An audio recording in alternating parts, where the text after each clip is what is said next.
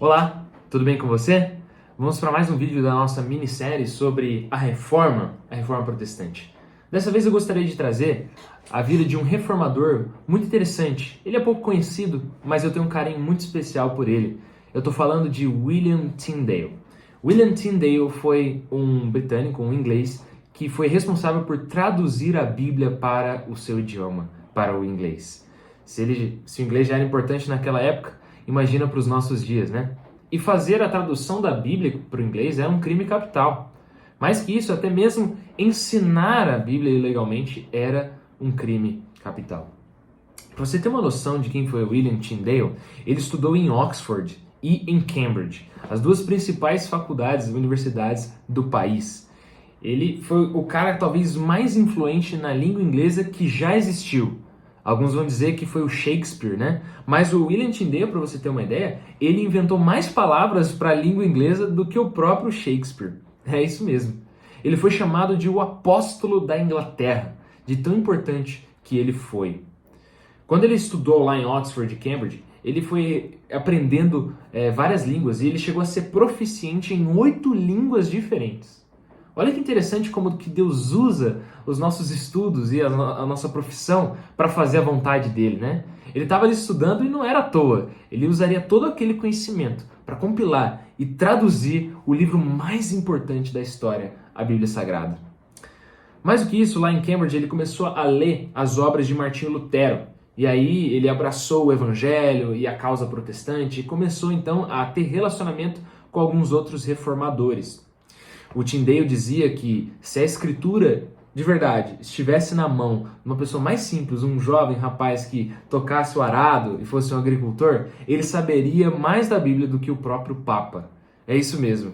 E foi exatamente isso que ele se empenhou em fazer, né? De forma clandestina ali, ele traduziu direto do original, algo que ninguém havia feito antes, tanto do hebraico no Antigo Testamento como no grego. Ele traduziu o texto bíblico em uma linguagem acessível para que o trabalhador rural pudesse ler e entender o texto.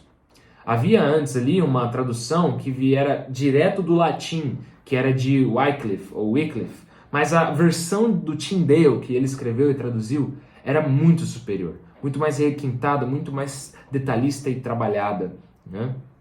Ele chegou, por conta da perseguição, a usar pseudônimos, ou seja, nomes falsos, né, das suas obras, porque ele começou a ser perseguido. Ele teve, por exemplo, de se mudar de país algumas vezes, e ele ajudou a distribuir Bíblias por toda a Europa, não apenas na Inglaterra.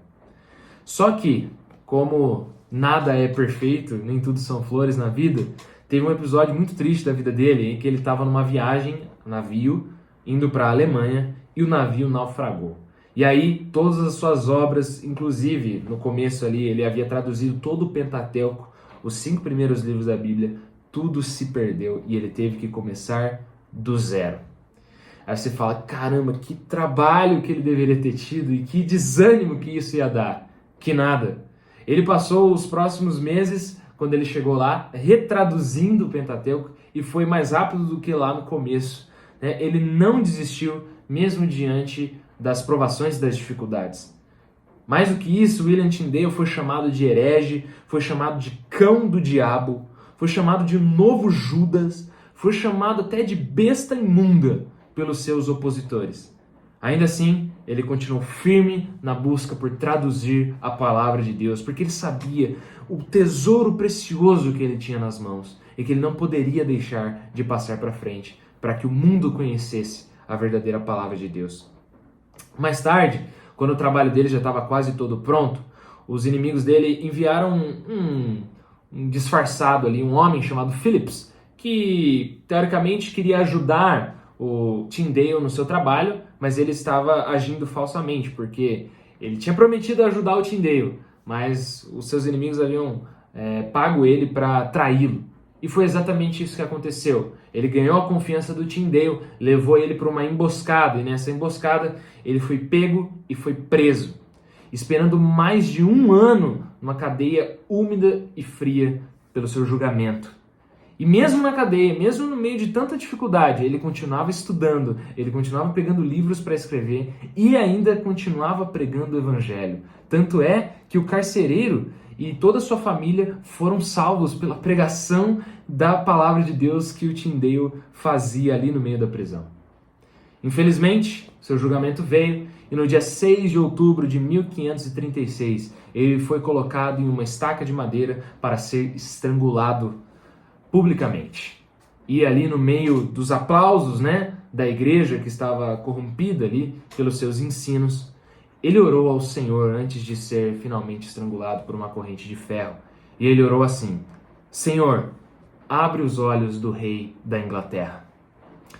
E ele morreu heroicamente por desejar traduzir e deixar na mão do povo mais simples a poderosa, suficiente e maravilhosa, incomparável palavra de Deus, a Escritura Sagrada.